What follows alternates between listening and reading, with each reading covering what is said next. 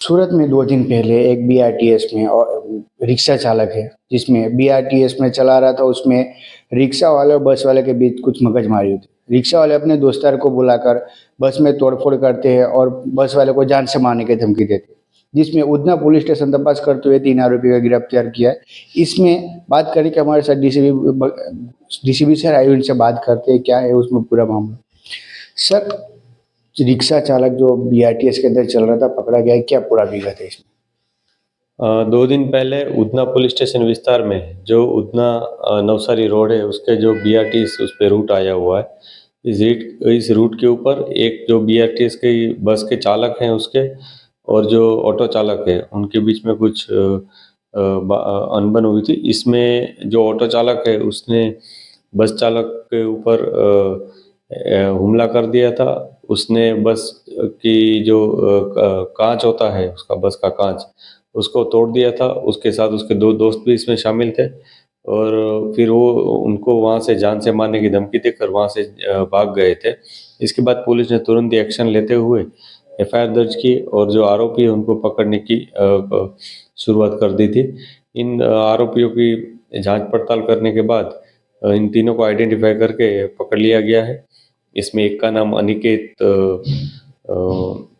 भामरे है, एक का नाम कार्तिक गावंडे और तीसरे का नाम पवन राठौड़ है। इन तीनों ने मिलकर ये बस चालक को भी मारा था और बस को भी नुकसान पहुंचाया था और ये जो बस है जो पब्लिक प्रॉपर्टी है उसको नुकसान पहुंचाने के कारण उनके खिलाफ बीएनएस की धाराएं लगाई गई और उसके साथ साथ पब्लिक प्रॉपर्टी को नुकसान करने की जो धाराएं हैं उस जो एक्ट है उसकी अलग से धाराएं लगाई गई और आरोपियों के खिलाफ जो कानूनी कार्यवाही की जानी चाहिए वो की थी। इन तीनों आरोपियों की पास्ट क्या हिस्ट्री है वो भी हम जांच पड़ताल कर रहे हैं। पहले भी किसी तरह का कोई गुनाह किया है या फिर अन्य कोई इसी तरह की हरकतें पहले भी कर चुके हैं नहीं वो भी हम चेक कर रहे हैं। ये आरोपी है, इनको हमने जो जगह थी वहाँ पे हमें जो एविडेंस ये कलेक्ट करने होते हैं इसके लिए हम वहाँ गए थे। हमारी टीम भी वहाँ थी। उसमें आरोपियों को जो ज़रूरी पंचनामा है वो भी हमने वहाँ किया था और किस तरह ये घटना बनी उसका सारा रिकंस्ट्रक्शन भी हमने एक झलक में लिया था और इसी तरह पूरी कार्यवाही की गई थी।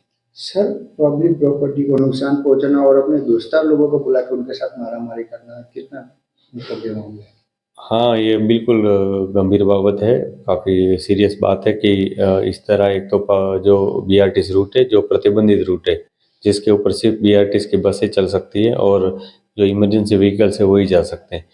तो भी इस तरह के लोग वहाँ पे आते हैं, अड़चन करते हैं, बीच में लोगों को परेशान करते हैं और उसके ऊपर से दादागिरी करके जो बस चालक है उसके साथ मगजमारी की। जो पब्लिक प्रॉपर्टी है बीआरटीएस की बस है वो उसको नुकसान पहुंचाया।